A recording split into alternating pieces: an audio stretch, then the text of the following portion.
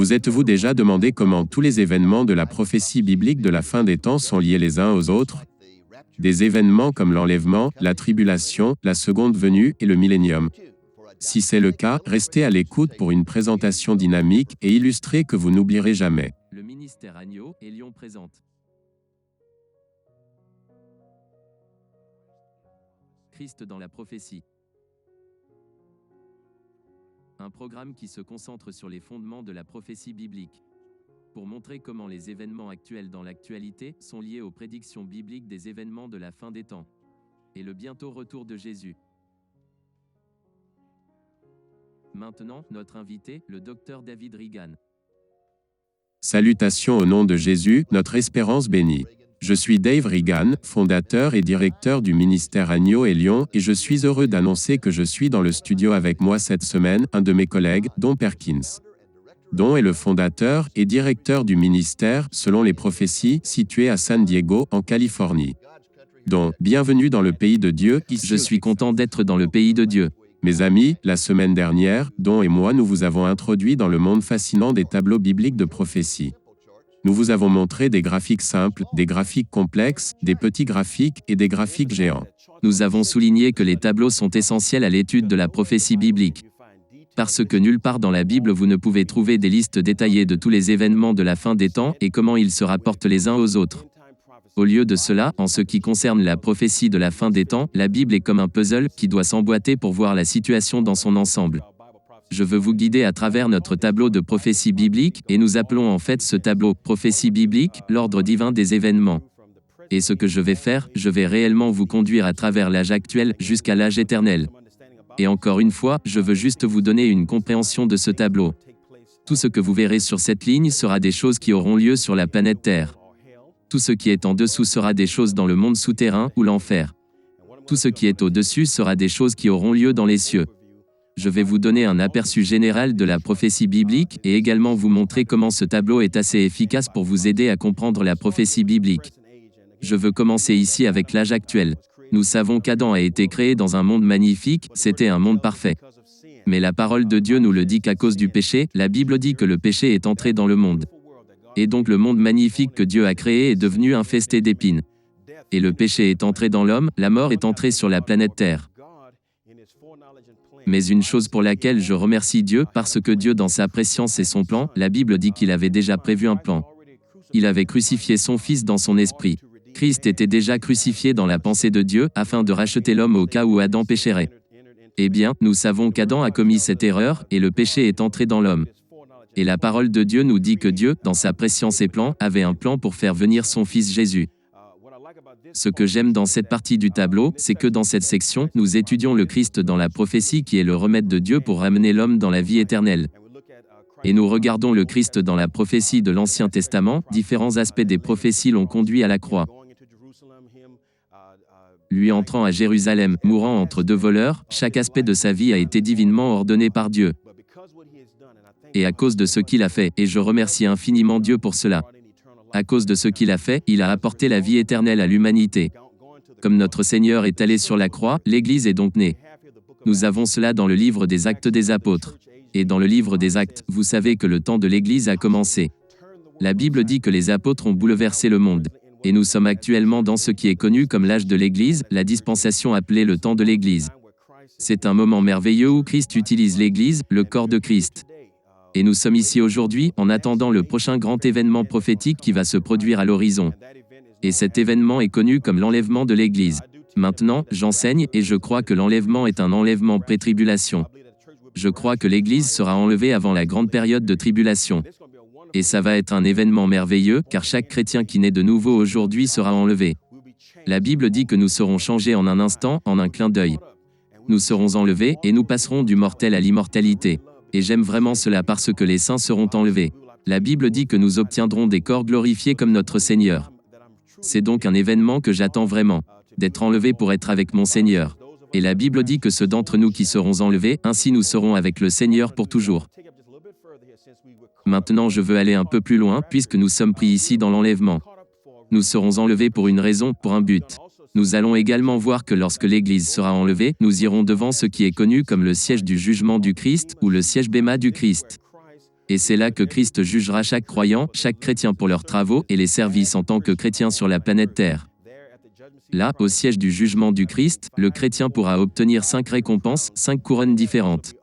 Et il y aura aussi d'autres types de récompenses. Je crois également qu'ici, au siège du jugement, les chrétiens obtiendront des récompenses pour leur leadership en ce qui concerne le royaume du millénium. Je crois que Christ nous donnera des récompenses pour le royaume du millénium, mais ici les chrétiens seront réellement là pour être jugés par Christ.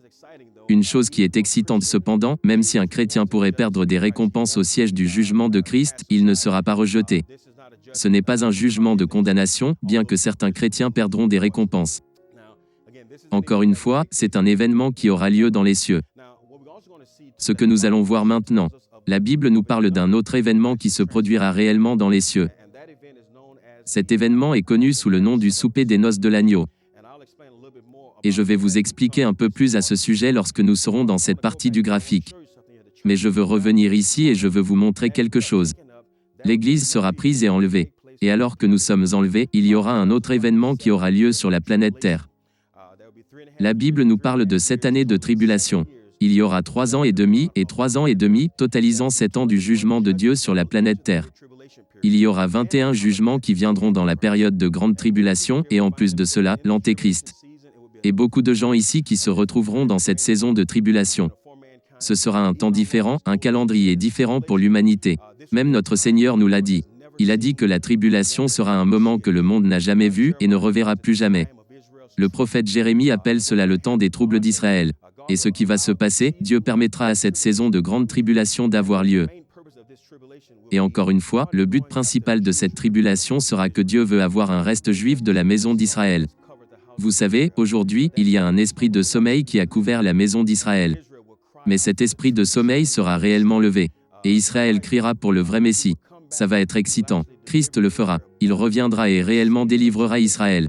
La saison des tribulations est prévue dans les Écritures, et ce sera un temps que ce monde n'a jamais, jamais vu, ni jamais ne reverra. Encore une fois, 21 jugements sur l'humanité. Nous voyons qu'il y aura beaucoup de choses qui auront lieu. Les 7 sceaux de jugement, les 7 jugements de trompette et les 7 jugements de fiole qui viendront sur l'homme. Dieu va faire des choses surnaturelles pendant la saison des tribulations. Également ici, au milieu de la tribulation, la Bible parle des 2 témoins. Vous trouvez cela dans Apocalypse chapitre 11. Mais ce que nous allons voir ici, c'est que c'est un temps et une saison que l'humanité ne voudra pas vivre. Aujourd'hui, c'est mieux de naître de nouveau durant le temps de l'Église parce que quiconque voulant être sauvé durant cette période, cela va être très difficile pour eux de vivre et d'exister. L'Antéchrist sera là, il instituera la marque de la bête. Le temps où les hommes ne pourront acheter ni vendre s'ils n'ont pas cette marque. En allant un peu plus loin, Satan sera jeté sur la planète Terre à ce moment-là. Et la Bible dit que, Satan se rendant compte qu'il a, mais peu de temps, il va vraiment concentrer son attention contre les enfants de Dieu ou même contre Israël. La Bible dit qu'il sera jeté sur la terre depuis son royaume inférieur, puis à partir de ce moment, il se rapprochera de plus en plus de son jugement de la fin des temps. Je veux reprendre ici. Nous avons d'abord parlé de l'enlèvement de l'Église, le temps de l'âge de l'Église. Puis nous sommes passés au temps de la grande tribulation. Et encore une fois, l'un des principaux objectifs de la grande tribulation est que Dieu ira après la nation d'Israël, à la recherche d'un résidu juif. La Bible dit que, même les 144 000 sont considérés pendant cette période de la tribulation comme les prémices offertes à Dieu. Le but principal de cette tribulation, c'est d'apporter le salut à la maison d'Israël. Maintenant, ce que j'aime à ce sujet aussi, en particulier en utilisant ce tableau, parce que nous allons voir qu'à la fin de la tribulation, une chose que je veux vous dire est que la majorité du livre de l'Apocalypse se trouve réellement dans cette partie du graphique-ci. À partir du chapitre 6 où débute la tribulation jusqu'au chapitre 19, nous trouvons beaucoup de contenu du livre de l'Apocalypse. Mais je veux vous ramener dans le céleste, et ensuite nous allons revenir au tableau. J'ai dit plus tôt que nous avons parlé de ce merveilleux événement connu sous le nom du souper des noces de l'agneau. Ce sera un grand banquet qui aura lieu dans le ciel. La mariée s'est préparée. La parole de Dieu dit « Heureux ceux qui sont appelés à ce repas de noces ». Et vous savez, j'ai hâte. Je veux dire, quand j'ai découvert qu'il y aurait de la nourriture au paradis, je suis vraiment excité. Donc nous allons voir que c'est un moment merveilleux pour chaque croyant. Le chapitre 19 de l'Apocalypse, versets 7 à 9, parle en fait du repas des noces. Mais l'Écriture continue au chapitre 19 parce qu'elle va nous parler d'un autre événement connu comme la seconde venue de Christ. Ce sera le retour physique et littéral de notre Seigneur alors qu'il reviendra sur la planète Terre pour délivrer la nation d'Israël de l'oppression de l'Antéchrist. Toujours dans cette seconde venue du Christ, la Bible nous dit que Jésus revient avec une puissante armée. Et que cette armée nous comprendra réellement. Les saints de Dieu, ceux d'entre nous qui ont été pris et enlevés, vont en fait revenir avec Christ. Mais je veux faire une pause une seconde et partager juste une autre chose. Une des raisons pour lesquelles j'aime ce tableau, c'est que nous pouvons voir qu'il y a une différence dans les enseignements concernant l'enlèvement et la seconde venue du Christ. Dans la seconde venue, le Christ revient sur la planète Terre, il touchera physiquement la planète Terre. La Bible dit dans Zacharie, ses pieds se poseront en ce jour-là sur le mont des Oliviers. Mais si vous remarquez, quand nous parlons de l'enlèvement, dans 1 Thessaloniciens, la Bible dit que nous rencontrerons Christ dans les airs. Vous voyez que ces deux événements sont deux événements distincts dans la prophétie. Ici, le Christ vient prendre l'Église. Il revient ici avec l'Église, avec les saints. Nous reviendrons avec lui, avec les armées du ciel. Ce que nous allons également faire, la seconde venue du Christ nous rapprochera de la fin de la tribulation. À ce point, Jésus détrônera l'Antéchrist. Vous voyez dans Apocalypse 19, à la fin de la tribulation, la Bible dit que l'Antéchrist sera jeté vivant dans les temps de feu. Le Christ revient à ce moment-là pour juger l'Antéchrist et ses forces. L'Antéchrist et le faux prophète y seront jetés vivants. La seconde venue du Christ produira l'événement connu sous le nom de la bataille d'Armageddon. Vous voyez, beaucoup de fois aujourd'hui lorsque vous entendez des infos à la télévision et que vous entendez le terme Armageddon, la première chose qu'ils disent, nous avons atteint la fin du monde. Armageddon ne pourra avoir lieu que lorsque le Christ sera sur le point de revenir littéralement sur la planète Terre. Quand Jésus sera en route, alors l'Armageddon aura lieu. Maintenant, je veux vous emmener un peu plus loin. Alors que Christ sera sur le point de revenir dans sa seconde venue, cela va produire la bataille d'Armageddon. Nous revenons avec Christ pour entrer dans son gouvernement. La Bible nous fait savoir que Christ revient pour accomplir des prophéties physiques sur sa vie. La Bible nous dit qu'il y aura 1000 ans de règne et de gouvernement du Christ sur la planète Terre. Et ce que j'aime tellement, c'est que les saints reviennent avec lui pour entrer dans cette période de gouvernement. La Bible dit que, si vous souffrez avec lui, vous régnerez avec lui. Jésus a dit que si vous triomphez, je vous donnerai le gouvernement de nombreuses villes. Ici, dans le royaume du millénium, nous reviendrons avec Christ pour l'aider à diriger et régner dans ce monde. La Bible nous dit que ce sera un temps de gouvernement théocratique, chapeauté par Christ. La Bible dit ici que Jésus gouvernera réellement la planète Terre pendant 1000 ans. Et encore une fois, ça va être une saison merveilleuse. Mais je veux vous partager une autre chose. Avant ce début de 1000 ans, Apocalypse chapitre 20, la Bible dit que Satan sera lié et jeté dans l'abîme. Les Écritures nous disent que Satan sera lié dans cet abîme pendant 1000 ans. Donc il n'aura aucune influence à l'intérieur de la saison du millénium. Même si Satan ne sera pas là, ainsi que ses influences, l'homme péchera même dans ce royaume du millénium. Ici, l'homme ne pourra pas blâmer le diable sur ses péchés. La nature du péché sera toujours là, et beaucoup pécheront. Non pas les glorifiés qui reviendront avec Christ, mais ces nations qui seront autorisées à sortir de la tribulation pour entrer dans le royaume du millénium. Une autre chose que j'aime à propos du millénium, la Bible nous dit que Christ va fondamentalement changer la nature des animaux. Le lion ne mangera pas de la chair dans le royaume du millénium. Il mangera de l'herbe comme le bœuf, dit la Bible. Un enfant pourra jouer avec le serpent le plus venimeux, et cet enfant ne sera pas blessé. La terre entière sera remplie de la paix de Dieu. Ça va être excitant. J'ai hâte d'être là, d'être en mesure d'aider le Christ à gouverner. Vous savez, j'ai entendu quelqu'un dire une chose qui m'a vraiment béni. Il a dit, quand le Christ reviendra dans la seconde venue, il viendra avec son administration. Nous qui avons été enlevés, reviendrons avec lui, et encore une fois, pour occuper ces postes clés de gouvernement. Maintenant, la Bible nous dit également dans Apocalypse 20, verset 7, que Satan sera libéré de cette prison. Maintenant qu'il est sorti de cette prison de 1000 ans, la Bible nous fait savoir qu'il aura à nouveau une influence sur la terre. Et je crois que ce serait la dernière purge de Dieu des non-rachetés. Ces personnes qui pourront être sous l'influence de Satan, qui se soumettront à lui, essaieront de venir contre le Christ. Mais Dieu va les juger. Et un verset qui me passionne vraiment est le chapitre 20, verset 10 de l'Apocalypse, car il nous dit ici que Satan sera jeté dans les temps de feu. La Bible dit qu'il y sera pour toujours et à jamais. La Bible nous dit qu'il ira là-bas, à la fin de ces 1000 ans de règne de Christ. Et encore une fois, Christ régnera, ce sera un temps de paix. Ce monde connaîtra une paix qu'il n'a jamais connue. Lorsque la première fois Christ est venu, il ne s'est pas assis physiquement sur le trône de son père David. Mais la Bible nous dit qu'il le fera cette fois. Cela est si excitant. Ceux d'entre nous qui sommes nés de nouveau, nous serons en fait avec lui pour diriger et régner. Nous serons là pour faire notre devoir, pour être avec notre Seigneur. Et encore une fois, je suis ravi de ce que la prophétie biblique révèle en ce qui concerne cette saison de 1000 ans de notre Seigneur. Pour ceux d'entre vous qui se connectent maintenant, nous vous présentons en fait notre tableau biblique de prophétie. Nous avons commencé avec l'âge de l'Église. Nous sommes passés à la grande tribulation, puis nous sommes passés au royaume du millénium. Maintenant, ce que je veux faire, je veux aller plus loin. Nous allons regarder le grand trône blanc, les compartiments de l'enfer, puis le stade éternel. Nous avons parlé de Satan lié durant le millénium, libéré puis jeté dans les temps de feu. La Bible nous dit cependant dans Apocalypse chapitre 20 qu'il y aura un autre événement dans les cieux. Dans Apocalypse chapitre 20, versets 11 à 15. Et cet événement est connu sous le nom de jugement du grand trône blanc. Ce sera le jugement des non-rachetés. Chaque homme ou femme qui apparaîtra ici sera éternellement perdu. Vous vous demandez pourquoi Dieu ferait-il ce jugement ? Eh bien, une raison pour laquelle il va avoir ce jugement est qu'à ce moment-là, l'homme ressuscitera de l'Hadès et du Sheol. Son esprit et son âme seront ressuscités pour se réunir avec son corps physique. Il se tiendra devant Dieu pour rendre compte dans sa chair pour les actes accomplis dans son corps. Ici, Dieu montrera à l'homme tout ce qu'il a fait pour le sauver. Les hommes comprendront, auront la garantie que Dieu a tout essayé, que Dieu a fait tout ce qu'il pouvait pour les racheter. Ils verront ici qu'ils l'ont rejeté. Ici, chaque homme et femme sera jugé. Dieu confirmera son jugement sur les non-rachetés, et c'est triste à dire, ces gens seront jugés. La Bible dit que Dieu ne prend pas plaisir à la mort des méchants. Cela fait mal au cœur de Dieu qu'une personne meure en dehors de l'amour éternel de Dieu. Mais certains le seront à cause de leur rejet de Christ.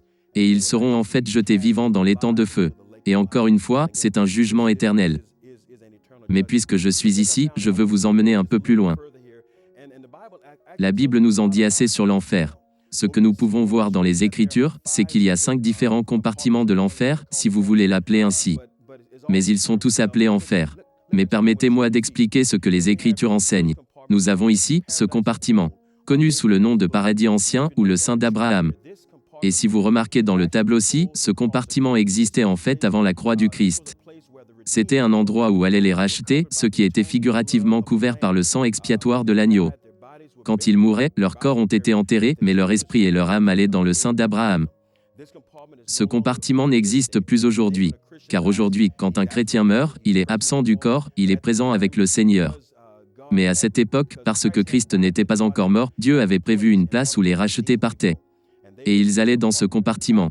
Après la résurrection du Christ, ce compartiment a été vidé. Il a délivré les captifs de la captivité. Le compartiment suivant que nous avons ici est l'enfer ou Hadès ou Sheol, qui est la forme grecque et hébraïque du mot enfer.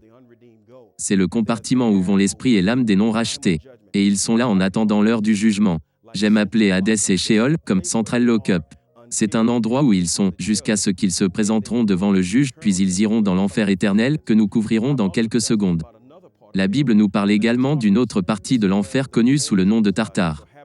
C'est là que sont des anges qui ont eu des relations avec des êtres humains. Dieu les a jugés. Satan a envoyé ses anges en mission, et ils ont outrepassé leurs limites, et Dieu les a jugés immédiatement. Et la Bible dit qu'ils sont là aujourd'hui, réservés au jugement. Ce sont certains anges que Satan a envoyés en mission que Dieu a jugés. Vous trouverez cela dans 2 Pierre, chapitre 2, verset 4. Un autre compartiment, que j'ai légèrement touché plus tôt, sera à l'époque du royaume du millénium. Ce compartiment est connu sous le nom du puits des abîmes, ou abysse, et c'est là que Satan sera lié pendant 1000 ans, durant le millénium. De plus, durant cette saison de tribulation ici, lorsque le 5e sceau et la 5e trompette seront soufflés, les sauterelles viendront de l'abîme sur terre pour tourmenter les hommes pendant 5 mois. Donc, ils viennent en fait du puits des abîmes-ci. Enfin, ce dernier compartiment, qui est l'enfer éternel. En fait, la Bible dit que l'enfer sera jeté dans la géhenne ou l'étang de feu. Un autre nom de cet endroit est la seconde mort. C'est le jugement éternel. C'est là que Satan y sera jugé. L'homme déchu y sera également. Mais je veux terminer sur une note heureuse, car j'aime vraiment ça. Nous allons finir ici dans le stade éternel, ou le monde éternel. Apocalypse 21, verset 22 nous donne en fait une belle image panoramique de l'éternité. La Bible dit que nous passerons l'éternité sur un tout nouveau monde, où habitera la justice. Ce que j'aime aussi, Apocalypse 22 verset 3 nous dit qu'il n'y aura plus de malédiction. Savez-vous que la magnifique rose n'aurait jamais eu d'épines si Adam n'avait pas péché? Mais à cause du péché d'Adam, le péché est entré dans le monde et la magnifique rose est devenue infestée d'épines. Cela faisait partie de la malédiction. Dieu a jugé la terre. Eh bien, dans le nouveau monde, il n'y aura plus de malédiction. Et à cause de cela, je crois que chaque rose n'aura plus d'épines. Nous vivrons réellement dans un monde magnifique. La Bible nous dit que Dieu va faire descendre la nouvelle Jérusalem, le tabernacle de Dieu, sur la nouvelle terre. La Bible dit que chaque croyant juste, né de nouveau, sera ici dans le monde éternel. La Bible dit que Dieu descendra et qu'il résidera ici, et Jésus résidera là, et nous serons là pour l'éternité. Pensez maintenant à cela, si Adam n'avait jamais péché, l'humanité aurait passé à jamais l'éternité sur la planète Terre. Eh bien, vous savez, cela a toujours été la volonté de Dieu. Nous aurons une éternité tangible, palpable, agréable. J'ai hâte d'entrer dans ce monde éternel. Maintenant, ce que Dieu va faire avant la venue de la nouvelle terre, Dieu va la rénover. En d'autres termes, tous les contaminants de l'homme et du péché seront réellement brûlés et traités.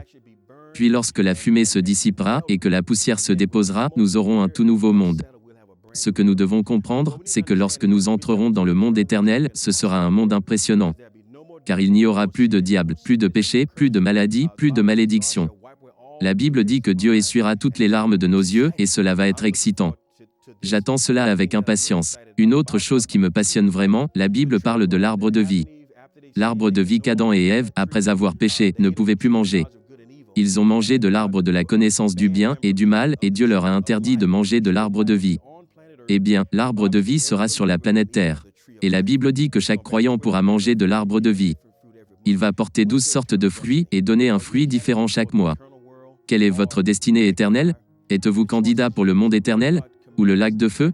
Le choix vous appartient. La parole de Dieu commande que chaque homme doit naître de nouveau. La Bible dit simplement que quiconque invoquera le nom du Seigneur sera sauvé. Vous savez, le choix vous appartient. Dieu a dit, j'ai mis devant toi la vie et la mort. Il a dit, mais je vous dis, choisissez la vie. Et cette vie est la vie éternelle avec Jésus-Christ.